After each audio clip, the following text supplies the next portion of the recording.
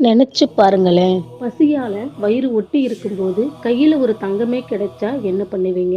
ஆனா 63 நாயன்மார்கள்ல ஒருவரான அதிபத்த நாயனார் அந்த தங்கத்தையே தூக்கி கடல்ல எறிஞ்சிருக்காரு. ஏன் தெரியுமா? நாகப்பட்டினத்துல வாழ்ந்த ஒரு எளிய மீனவர் இவர். தினமும் வலையில் கிடைக்கிற முதல் மீன என் சிவபெருமானுக்குன்னு சொல்லி கடல்ல விட்டுடுவாராம். ஒரு கட்டத்துல வறுமை வந்து சாப்பாட்டுக்கே வழி இல்லாத நிலைமை வருது.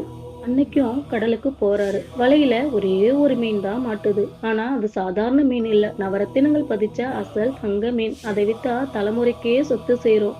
ஆனா அதிபத்தர் இது என் சிவனுக்கான முதல் மீனுன்னு சொல்லி ஒரு நொடி கூட தயங்காம அந்த தங்க மீனை கடல்ல வீசிட்டாரு. உலகமே இன்னைக்கு தங்கத்துக்காக தாங்க ஓடிக்கிட்டு இருக்கு. ஆனா பசியால வாடும்போதும் ஒரு தங்க மீனையே இறைவனுக்காக தூக்கி எறிஞ்சாரே, அந்த பெருந்தன்மை தான் அவருக்கு நாயன்மாருங்கிற அந்தஸ்த கொடுத்துச்சு. அதிபத்தரோட இந்த அசைக்க முடியாத பக்திய நீங்க மதிக்கிறீங்கன்னா ஒரு லைக் பண்ணுங்க.